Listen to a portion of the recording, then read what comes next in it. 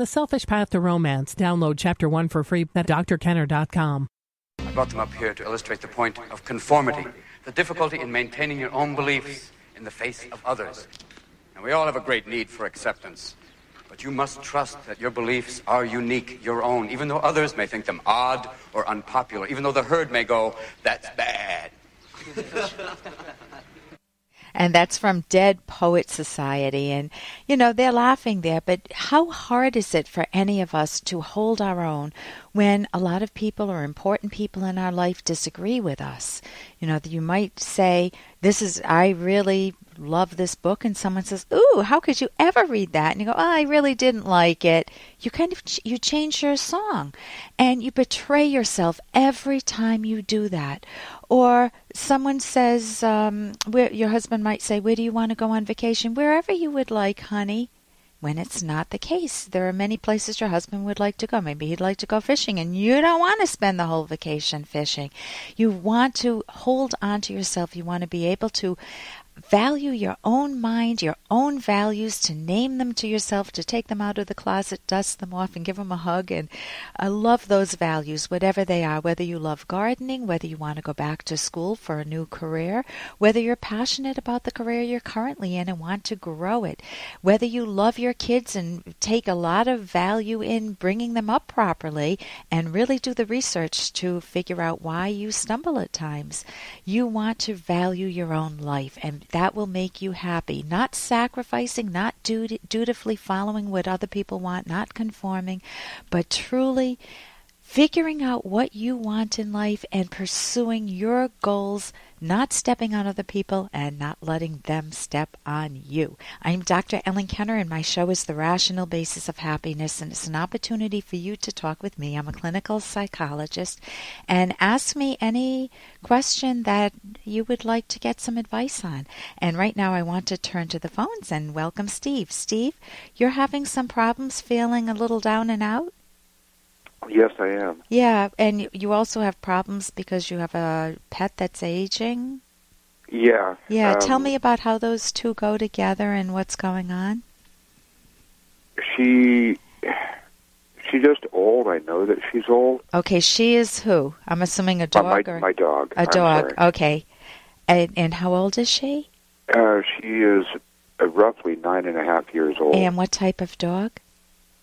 That is a really good question. She's cute. That is all I can say. Okay. Well, we got ours at the pound, so we had 3 dogs. Actually, we've had how many dogs? 4 or 5? 4 dogs over the years, and we had 3 at once, and they were wonderful. 2 of them were wonderful mutts. So tell me, what's the depression about? Oh, just every time I look at her, I know that she. Excuse me. I know that she's getting old, and I just have a hard time facing losing her. Okay. And so you're basically experiencing what in psychology is called grief, but it's anticipatory grief.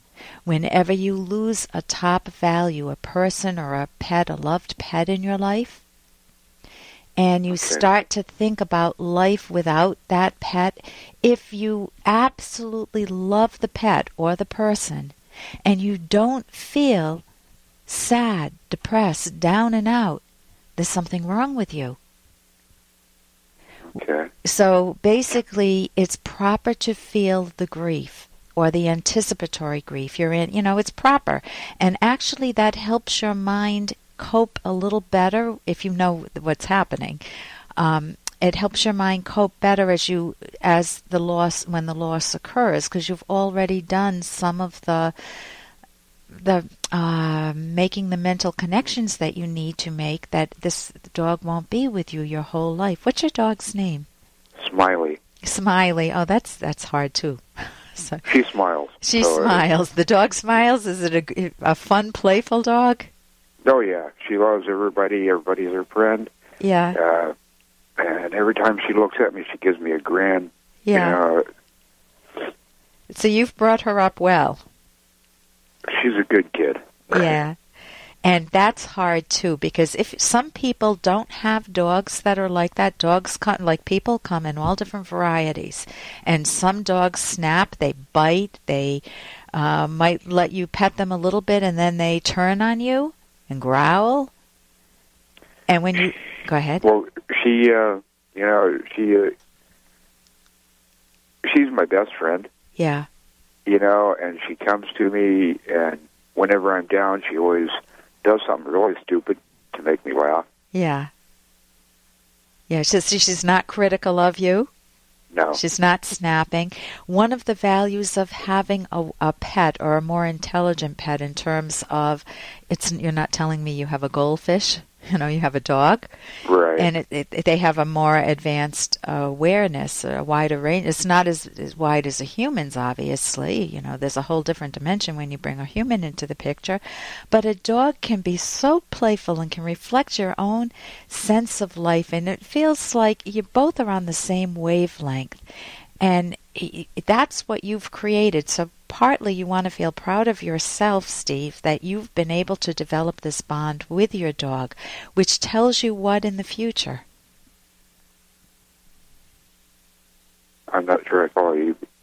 The fact that you've had your dog for how many years? You said she's 9.5, but I don't know if you've had her for about 8 years. 8 years, and you've been able to develop a bond with your dog that's playful and joyous and lighthearted, and whatever other advantages you have with your puppy. It's not a puppy, but we called our dogs puppies, and she is at heart. They were always our puppies, and just like your kids are always your kids, right? And she's your best friend, so you need to allow yourself, number one, to grieve, and to know that it's normal, the anticipatory grief. You need to recognize that you are capable of that bond. Focus on yourself for a moment, that you were capable of creating that bond with the dog, which means that you're capable of creating those types of close bonds. Okay.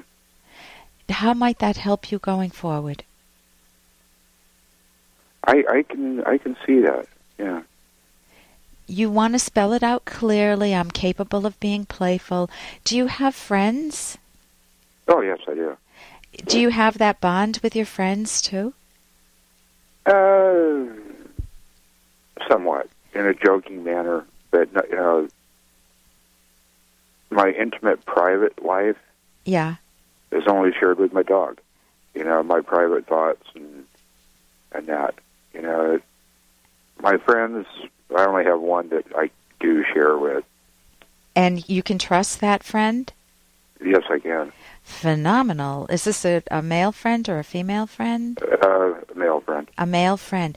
So you want to know about yourself, that the qualities that you bring to the relationship with your dog, you actually have with a buddy.